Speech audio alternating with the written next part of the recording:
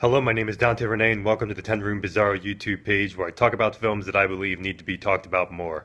Like tonight's film, 1970's Eugenie de Sade by Mr. JESS Franco. This is 1970's Eugenie de Sade starring Soledad Miranda in Jess Franco's film here. This is put out by Blue Underground, this particular DVD, and you can see the back here. Some pictures of Soledad. There's an iconic shot from this film and the way that she sits. You know, not to be confused with other titles involving the word or the name Eugenie in Jess Franco's films. It can be easily confused with other Jess Franco titles. But this is Eugenie de Sade, 1970, and this is the best way to distinguish this from other Eugenie films like Her Story into Perversion, so on and so forth, is that this one stars Soledad Miranda. That would be your best bet. So this is 1970s. We're going to get into this film right here, and this was actually put out by Blue Underground in 2008.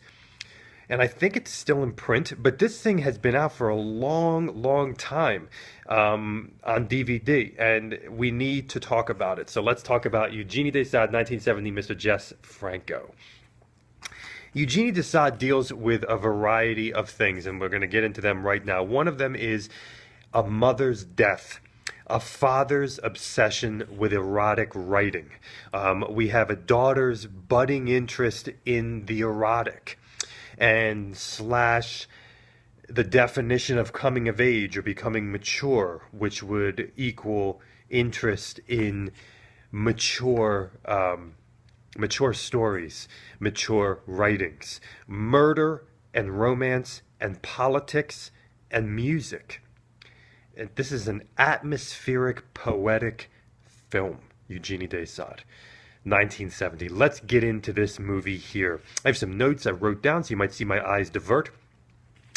The music, first and foremost in this film, the music in Eugenie de Sade is deathly dark and creepy and horrific. I mean, this is some dark stuff here. But we also have sultry jazz, kind of that sultry live club jazz. Atmosphere. The best way to describe the sound in this film is atmosphere, and it's menacing and it's disturbing. The soundscape in this film really stands out amongst other Jess Franco films in that it is very, very creepily, almost horrifically dark. We also have the main theme of the film dealing with a woman's soft singing voice, very serene and haunting and dark and yet beautiful. And this is the main theme of the film. When you first put the DVD in your player, you'll hear it on the menu screen with this lush image of Soledad Miranda laid out across the screen. But you'll hear this theme throughout the film. And in Jess Franco's movies, even in the other Eugenie film, Her Story into Perversion, which I haven't reviewed on this YouTube page yet, but I will in the future, we have that woman's singing voice motif with kind of jazzy music. In this particular case, it's not really jazz with the woman's singing voice. It's an atmospheric tone. It's an atmospheric world. It's something completely encompassing for the viewer with the images that they're seeing. Now, the style in this film from Franco, we have long sections of the film that are playing with focus, predominantly near the latter portion of the film. I mean, I don't think I've ever seen any of Franco's films or any film in general play with focus the way that he does in certain sections of this film, where we go out of focus to focus. And it's almost lulling you into this hypnotic trance the way that he's doing it. And when somebody would seemingly think, oh, it's so haphazard, it's so, then you get to see like how perfectly it's done with the images or with the people's faces from out of focus to in focus. We also have some mirror work, which is a Jess Franco staple in a lot of his films.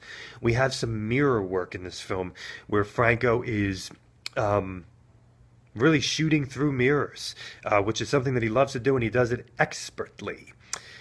We have reflections. We have him shooting through the glass of a door, with characters talking. We have three people talking, kind of this outside shopping center shot, but the lighting is such that the three people talking are completely black, completely shadowed and dark. But the sunlight is outside and everything is sunny around them. We even have water reflections, people speaking through the reflections of, like, I believe it was a swimming pool, and how Franco will focus on the reflections of them talking as opposed to just them in the natural world talking. And he does that. That is something that he does in his films, and I find that very interesting, how he will be more interested cinematically and with the camera on people in the non-natural setting, and people being reflected, reflected reality. Reflected reality. We have some wildness in zooms and in the moving of the camera, but it is also rather restrained. I am very sorry, I just sneezed for the first time, I think, in one of my reviews. But it is also restrained, but wild at the same time, and incorporating zooms. This is, when you think of a Franco film, you think of the tropics, you think of palm trees. I think of palm trees. I think of warmth, the beach. No matter how disturbing or weird or wild or surreal the film is, I think of warm, the beach, palm trees. This film is the complete antithesis to that. This film is cold. It's snowy. It's barren. This is, I think, to my recollection, this is maybe the only Franco film I've seen that has snow in it, and this much snow in it. I believe it's shot in Berlin, parts of Germany, possibly. I believe it's, I think it's Berlin, and there might be some other locations in here, but it's very cold. People are wearing winter coats. It's very, very cold. This is a disturbingly violent, brutal, harsh, and perverse film. Not gory. Franco really very rarely ever gets gory. You know that. With his special effects and his blood work, it's never really that, we're not talking Tom Savini stuff here, not even close, but it's violent. It's violent in tone, and it's perverse.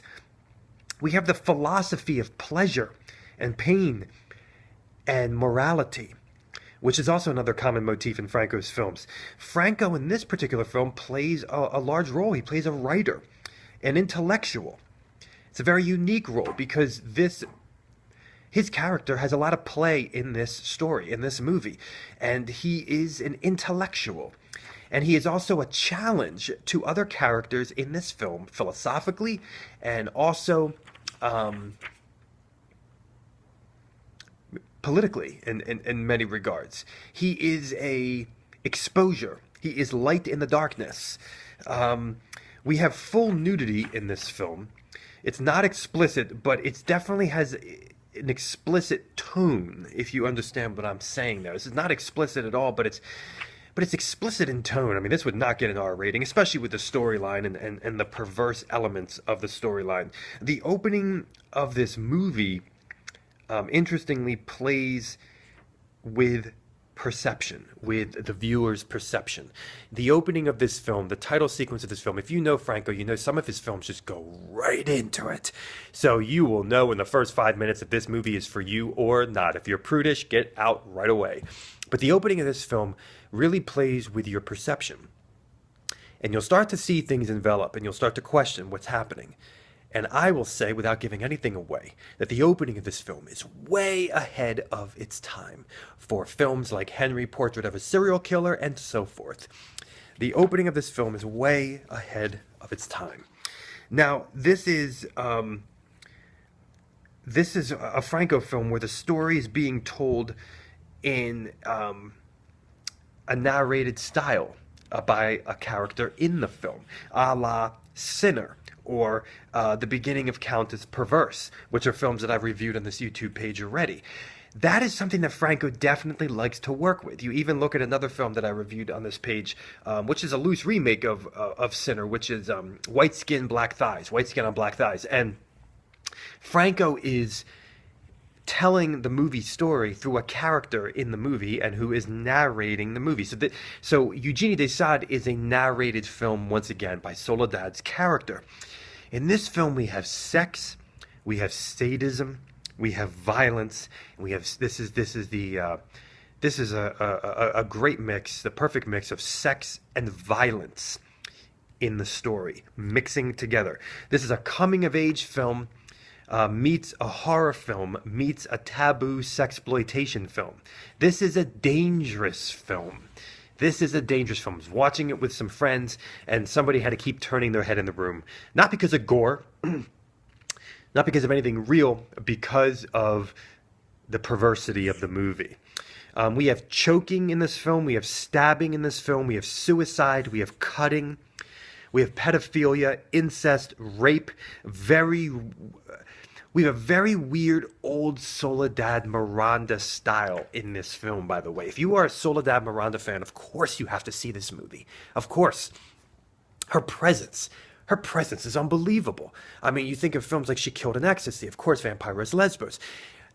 Soledad Miranda, her presence is unbelievable. Her presence speaks volumes non-verbally. And in this particular film, you know, Soledad Miranda did some work before she was working with Franco, and they were very playful films. They were very comedic Spanish films. And in this particular film, she does a striptease that almost in a way harkens back to that old Soledad Miranda stuff before she worked with Franco, to me. I thought that was very, very interesting. It's a very playfully weird striptease that you would never see in Vampiros Lesbos or anything like that. And she's playing with her innocence as well, mixed with that striptease and mixed with the violence in that scene. It's a very bizarre striptease. We have poetry in this film. This is a very poetic film. Poetry, car driving, narration. It almost seems like a precursor to Female Vampire in that regards. We have this jazz club, which seems like it's in somebody's house because of the stairwell right there. We have another club with these large spotlights and kind of a hesitant go-go dancer who smiles occasionally. And we also have a modeling photo shoot, which almost reminded me of Black Emmanuel mixed with that one scene in Joe Spinell in Maniac when he goes to the modeling photo shoot there with his big rimmed glasses. Eugenie de Sade is quite a movie experience from Jess Franco, and of course it is a Soledad Miranda Jess Franco film. And you will also see some other characters in here as well that you're familiar with from Jess Franco in this time frame, 1970. This is a film too that is very, very cold. It's a very, very cold, and it needs to be cold. It's dark. It's forlorn. It's empty. It's lonesome. There's even a frozen lake in the film. This is 1970s Eugenie de Sade, and it even says in the film that it says that it actually is inspired by the Marquis de Sade, which was a humongous inspiration for Franco. We also have Alice Arno in this film as well, who you'll know from Countess Perverse and other things. So, Eugenie de Sade, 1970, thank you so much for watching the 10 Room Bizarro YouTube page, where I talk about films that I believe need to be talked about more, like this Jess Franco gem. Thank you so much, and good night.